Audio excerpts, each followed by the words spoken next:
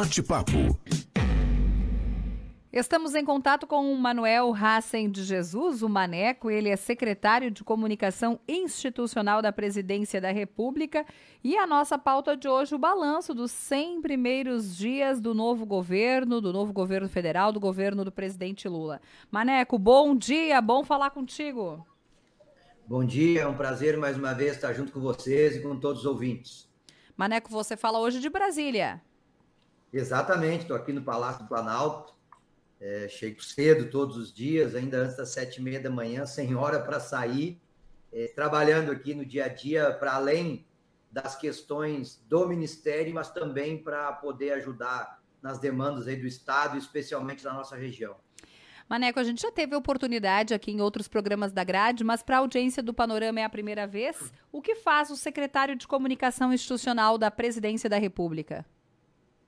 Pois bem, né? O nosso trabalho aqui é diário, 24 horas por dia, junto ao ministro Paulo Pimenta, com, entre tantas tarefas, mas a principal delas é engajar, fazer a interlocução, um entrosamento entre todos os ministérios da esplanada, entre todas as empresas públicas e agências, com a presidência da República, especialmente no que se refere à comunicação institucional externa para a sociedade, mas também interna, para que as equipes do governo tenham entrosamento entre si.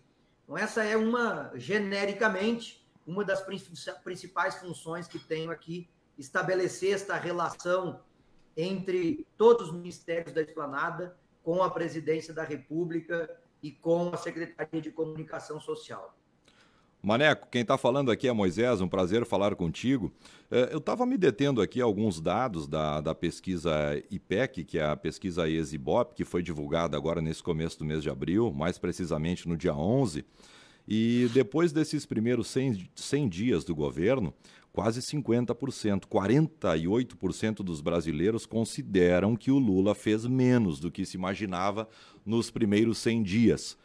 Qual é a avaliação que vocês fazem internamente, principalmente dentro do Partido dos Trabalhadores, porque essa é uma novidade para o Lula. Ele tem menos apoio da população na comparação com as outras duas administrações. Tu tens razão se utilizar este parâmetro, mas também é verdade que se tu utilizar o parâmetro da votação das eleições, naquilo que não são os votos válidos, mas os votos brutos, a aprovação é maior do que a votação que o presidente Lula fez na sociedade brasileira. Mas, junto com isso, é importante a gente também contextualizar que o governo assume sem a transição com o governo que saiu e, portanto, sem as informações necessárias para poder começar o trabalho. Segundo, sofre uma tentativa de golpe, né, no dia 8 de janeiro e, portanto, também envolve o governo nesse tema e o impede de poder acelerar o processo de realizações, e também assume depois de um governo que não trabalhou políticas públicas, não trabalhou para a organização do país e deixa um legado muito ruim nesses últimos 4 anos. E os 100 dias, o presidente Lula foi muito claro nas suas manifestações, nos primeiros 100 dias o objetivo foi atingido, que era, além de começar a colocar a casa em ordem, retornar para a população brasileira aqueles programas que o presidente Lula ou outros presidentes iniciaram em outros momentos da história, que já faziam parte do dia a dia da sociedade brasileira e que foram excluídos no último período, né? Cito como exemplo Minha Casa Minha Vida, o novo Bolsa Família, o programa de alimentação que incentiva a agricultura familiar, né, as campanhas e a retomada das vacinações. Então, inúmeras ações que eram já da sociedade brasileira e não dos governos, e que no último período tinham sido excluídas e que agora retornam com ainda mais força, devolvendo um direito que é da população de ter acesso ao mínimo possível para melhorar de vida. Nesses 100 dias, esse objetivo foi atingido. E a meta agora, obviamente, é fazer com que a economia possa voltar a crescer, voltar a gerar emprego, voltar a gerar renda e, junto com isso, melhorar a vida da população brasileira, que é o que, independentemente de quem votou na eleição, é o que a população espera, né? Melhorar de vida. E esse é o objetivo do governo. Maneco, a gente percebe nessa lista de 100 dias pautas de infraestrutura, de habitação, como o Minha Casa Minha Vida, pautas de saúde, aqui a gente poderia falar da questão da vacinação, do mais médicos, mas no topo da lista estaria, de fato, o combate à fome, essa preocupação com a insegurança alimentar que vive, de modo geral, o brasileiro? Tu tens toda a razão, né? Algo que o Brasil já tinha vencido, que era tirar o país do mapa da fome da ONU, e que, infelizmente, retornou no último período.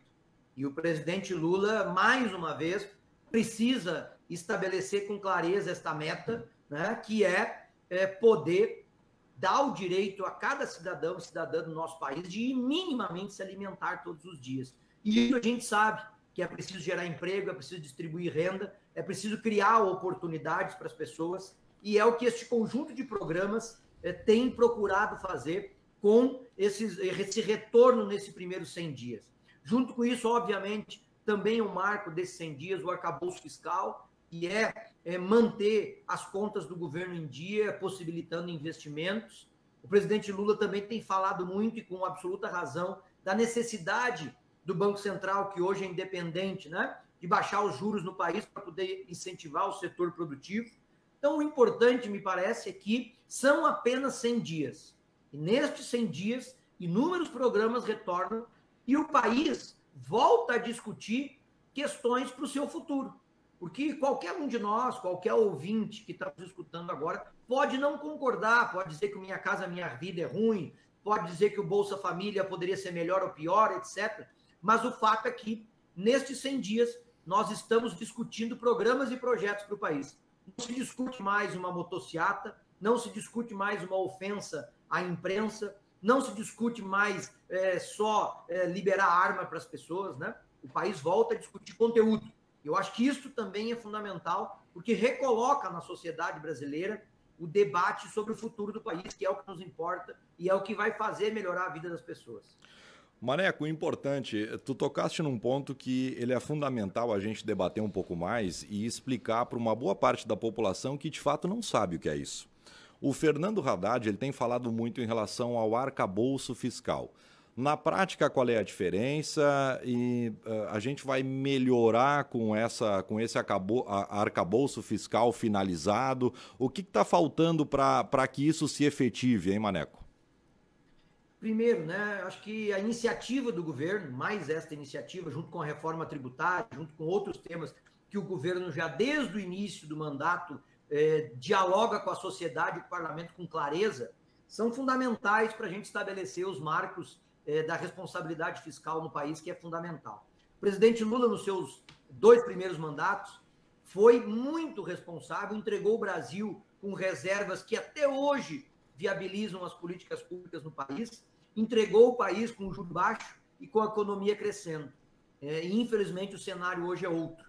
E foi aprovado, ainda no governo do Temer, uma legislação que, ao mesmo tempo que procurava manter a responsabilidade fiscal, mas também colocou um limite para investimentos. E o Brasil não tem como crescer, as políticas públicas não têm como melhorar se não houver investimentos, isso é obviedade.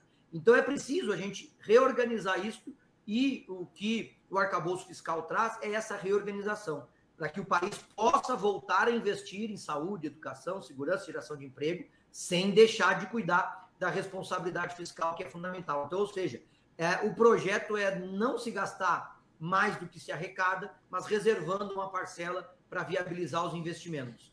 Junto com isso, a reforma tributária para simplificar os impostos também é fundamental para cobrar de quem ganha mais, diminuir de quem ganha menos, e o presidente Lula já começou a fazer isso ao aumentar o limite para o pagamento de imposto de renda, né? Então, são ações que vão recolocando o país no rumo do desenvolvimento, vão recolocando o debate na sociedade para um debate de futuro, para um debate de perspectiva, de esperança, e que nos dão absoluta certeza de que o ano de 2023 já vai ser um ano de muitas realizações no país. Aí no Rio Grande do Sul, os números que o governo tem apresentado para o nosso estado já são absolutamente superiores nestes 3 meses do que todo o ano passado. Os investimentos em infraestrutura, por exemplo, nesses 3 meses, são superiores aos do ano passado. Só que o governo vai botar na BR-290, por exemplo, neste ano de 2023, é maior do que os 4 anos passados. A imprensa hoje, inclusive, noticia que o planejamento do governo para os próximos 4 anos são de 8 bilhões de investimento em infraestrutura no Rio Grande do Sul. Nas obras paradas, por exemplo, né, de escolas, ginásios de esportes e tudo que se refere à educação, o que o governo federal pagou, então é dinheiro já no caixa dos municípios, nestes primeiros 100 dias, é maior do que todo o ano passado de investimentos na educação no Rio Grande do Sul. Então, são números que já comprovam que o governo, mesmo com toda a situação que herdou, mesmo com as dificuldades que se apresentam, em apenas 100 dias, já recoloca o país num outro ritmo de crescimento, num outro ritmo de investimentos que nos permitem dizer que o ano de 2023 já vai ser muito bom ou muito melhor do que foram os anos anteriores. Aline, só um detalhe em relação a isso que o Maneco agora trazia, que é uma briga que internamente me parece que, inclusive dentro do Partido dos Trabalhadores, as opiniões elas são um pouco diferentes. Tem uma ala que não gostaria que o Lula mexesse nessa ideia de cobrar um pouco mais daquele empresário mais poderoso, de taxar um pouco mais quem é mais rico. E o Lula comprou essa briga. Isso está mantido? O Lula vai manter essa ideia até o final do seu governo ou tu acha que essa briga ele pode postergar, ele pode protelar para um pouco mais à frente, Maneco? Não, ele não vai postergar não, né? Mas é preciso a gente deixar claro do que nós estamos falando, né? Porque às vezes a gente acha que pessoas de classe média, como nós, por exemplo, vão ser atingidas por medidas como essa. Não é o caso. O exemplo clássico é o seguinte, né? A herdeira do Banco Safra, o ano passado, o ano retrasado, ela recebeu de lucros do banco, para ela, pessoalmente, R$1 bilhão. R$1 bilhão, que é a divisão dos dividendos do banco. Ela não pagou um centavo de imposto sobre esse valor. R$1 bilhão e ela não pagou imposto. Nós que recebemos 3, 4, 5, 10 salários mínimos por mês, a gente paga imposto. Então, o nosso carro paga IPVA. Quem compra um iate, quem compra um helicóptero, não paga imposto anual sobre isso. Então, são estas relações na sociedade brasileira que a gente precisa equalizar e colocar melhor na balança. Então, este tema, o presidente Lula tem sido muito firme, o ministro Haddad também, de que a gente precisa cobrar dos muito ricos, que obviamente são uma parcela muito pequena da sociedade brasileira, que ganha muito e paga muito pouco na proporção de quem ganha pouco e acaba pagando muito.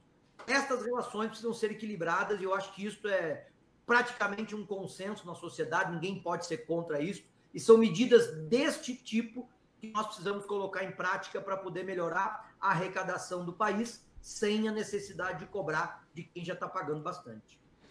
Maneco, nós teríamos outras questões para abordar contigo, mas o relógio aqui nos sinaliza que a gente precisa fechar a entrevista. Certamente a gente volta a falar antes dos próximos 100 dias, fazendo sempre esta avaliação e, claro, projetando os próximos meses. Muito obrigada pela tua disponibilidade. Rapaz, eu que agradeço a oportunidade de mais uma vez estar junto com vocês e, obviamente, estou sempre à disposição aqui, sempre que vocês entenderem necessários para a gente falar das coisas da região, do Rio Grande ou do país. Um grande abraço e até a próxima, se Deus quiser. Um abraço. Conversamos com Emanuel Hassen de Jesus, o Maneco. Ele é secretário de Comunicação Institucional da Presidência da República.